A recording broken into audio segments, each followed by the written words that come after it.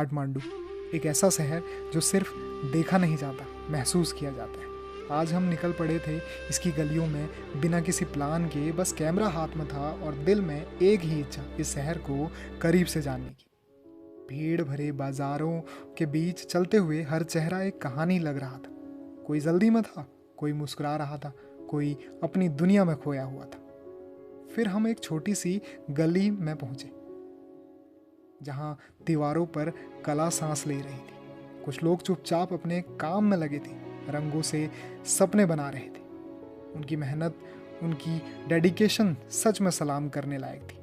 आज के दौर में जहां लोग जल्दी हार मान जाते हैं, वहां ये लोग बिना शोर किए अपनी पहचान बना रहे थे। फिर हमने बस स्टॉप से लोकल बस पकड़ी और यहीं से शुरू हुआ असली नेपाल एक्सपीरियंस। भीड़ से भरी बस, खिड़की से आती हवा और सड़कों पर भागती जिंदगी। नेपाल का ट्रांसपोर्टेशन सिर्फ सफ़र नहीं, एक एहसास है जहां हर सीट पर एक कहानी बैठी होती है और हर स्टॉप पर कोई नया चेहरा उतरता है। बस से उतरकर फिर हम निकल पड़े उन संकरी गलियों में जहां हर रास्ता किसी नई जगह ले जाता था। काठमांडू की गलियां छोटी ज़रूर हैं, लेकिन इनके अंदर पूरी दुनिया बसती।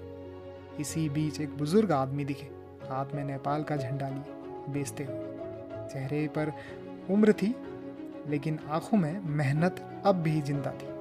कुछ लोग उम्र के साथ रुक जाते हैं और कुछ लोग उम्र को पीछे छोड़ देते हैं। वो उन्हीं में से एक थे। सड़कों पर ट्रैफिक भी था, गाड़ियाँ थी, हॉर्न थे, भीड़ थी, लेकिन फिर भी सब कुछ समहाउ मैनेज लग रहा था। जैसे कियोस्क में भी यहाँ एक रिदम है, एक बैलेंस है जो सिर्फ काठमांडू समझता है।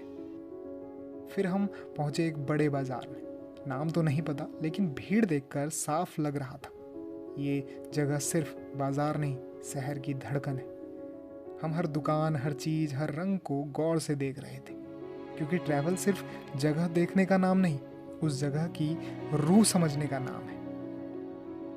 और काठमांडू ये शहर हर मोड़ पर कहता है, धीरे चलो, देखो, महसूस करो, क्योंकि कुछ शहर तस्वीरों में नहीं, यादों में बसते हैं मेरे दोस्त। पशुपतिनाथ। एक तरफ घंटियों की आवाज़, हर हर महादेव के जयकारे, श्रद्धालुओं की भीड़, दर्शन के लिए उमड़ते कदम, और दूसरी तरफ जलती हुई चिताएं, धुएं में बदलती सांसें, रोते हुए अपने और मौन खड़ा समय। ध्यान से सुनना। मैं कुछ पल के लिए रुक गया, सोचा क्या यही दुनिया है जहाँ एक तरफ लोग भगवान से कुछ मांगने आए हैं और दूसरी तरफ कोई सब कुछ छोड़ कर जा रहा है। हम सब जानते हैं जन्म का मतलब क्या है। जन्म का मतलब भागना, कुछ पाने की चाह, नाम कमाने की चाह, पैसे की भूख, रिश्तों का लालच, कभी मेहनत, कभी धोखा, कभी प्यार, कभी फरेब, और इसी दौड़ में पूरी जिंदगी निकल जाती। लेकिन मृत्यु का मतलब क्या है? क्या मौत अंत है या शुरुआत? क्या मौत हार है या जलती हुई हर चिता एक सवाल पूछ रही थी? जिस चीज के लिए तुम लड़ रहे हो, क्या वो तुम्हारे साथ जाएगी? जिस अहंकार को तुम सीने में लगाए बैठे हो, क्या वो राख बनने से बच जाएगा? जिस चेहरे पर तुम इतना गुमान करते हो, वो भी एक दिन धूल में बदल जाएगा। फिर बचता क्या है? शायद कर्म, शायद यादें, शायद वो अच्छा जो तुमने किसी के लिए किया, या शायद सिर्फ एक नाम जो कुछ दिनों बाद लोग भूल जाते हैं। पशुपतिनाथ में उस दिन मैंने समझा, मौत डरावनी नहीं है। डरावना है बिना जिए जीना, डरावना है पूरी उम्र भागते रहना और आखिर में एहसास होना कि मंजिल कभी थी ही नहीं। यहाँ लोग रो रहे थे, लेकिन शायद रोना जाने वाले के लिए कम और अपने छूट जाने के लिए ज़्यादा था। क्योंकि सच यही है, मौत उस इंसान की नहीं होती, मौत उन लोगों की होती है जो पीछे रह जाते। नेपाल के दरबार स्क्वायर में आपका स्वागत है। एक ऐसी जगह जहां हर ईंट, हर खिड़की और हर नक्काशी सदियों पुरानी कहानी सुनाती है। यह सिर्फ एक चौक नहीं, यह नेपाल की शान, उसकी विरासत और उसकी कला का जीवित प्रमाण है। भक्तपुर दरबार स्क्वायर कभी मल्ल राजाओं का शाही दरबार हुआ करता था। यहीं से राजाओं ने शासन किया, फैसले किए और इस शहर को संस्कृति और कला का केंद्र बनाया। आज जब आप यहाँ कदम रखते हैं तो ऐसा लगता है जैसे समय रुक गया हो और आप सीधे इतिहास को अपने सामने देखते हैं। इस जगह की सबसे खास बात है इसकी अद्भुत वुडन आर्ट, यानी कि लकड़ी की नक्काशी। काठमांडू वैली पूरी दुनिया में अपनी लकड़ी की नक्काशी के लिए प्रसिद्ध है, लेकिन भक्तपुर और दरबार स्क्वायर में यह कला अपने सबसे सुंदर रूप में दिखाई देती है। यहाँ की खिड़कियाँ, दरवाजे, मंदिरों के स्तंभ सब हाथों से तराशे गए हैं, बिना किसी मॉडर्न मशीन के। सिर्फ हुनर, धैर्य और कल्पना से बनाई गई ये कलाकृतियाँ आज भी लोगों को हैरान कर देती हैं। हर डिज़ाइन का अपना मतलब है, कहीं देवी देवताओं की आकृतियाँ, कहीं प्रकृति के चिन्ह और कहीं राजसी शक्ति के प्रतीक। यह सिर्फ डेकोरेशन नहीं, यह नेपाल की सोच, आस्था और पहचान है। भक्तपुर का सबसे प्रसिद्ध आकर्षण है 55 विंडो प्लेस। इस महल की खिड़कियों पर की गई लकड़ी की कारीगरी इतनी बारीक है कि लोग दूर दूर से सिर्फ इसे देखने आते हैं।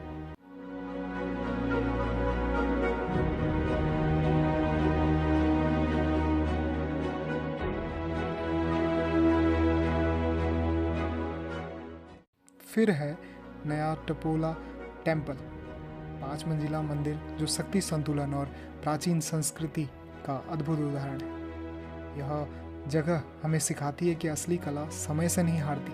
अगर आप नेपाल आएँ तो सिर्फ फ़ोटो लेने मत आइए, थोड़ा रुकिए, इन दीवारों को देखिए, इन खिड़कियों को महसूस कीजिए, क्योंकि यहाँ लकड़ी पर सिर्फ नक्काशी नहीं हुई, यहाँ इतिहास को तराशा गया है।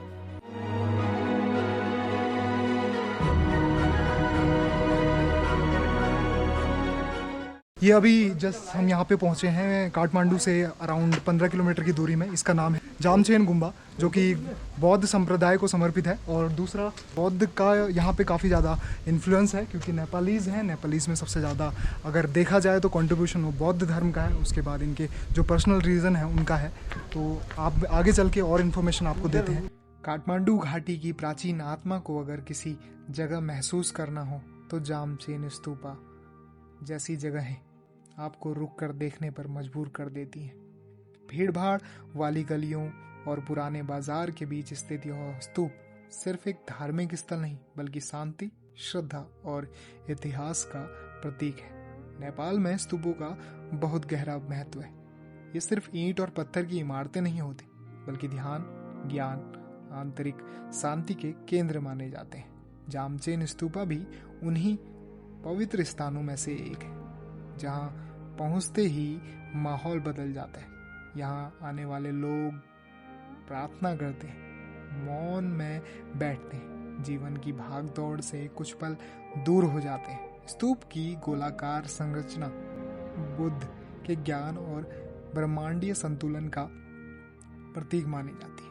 ऊपर उठता हुआ शिखर हमें याद दिलाता है कि जीवन सिर्फ बाहर की दुनिया नहीं, भीतर की यात्रा भी है।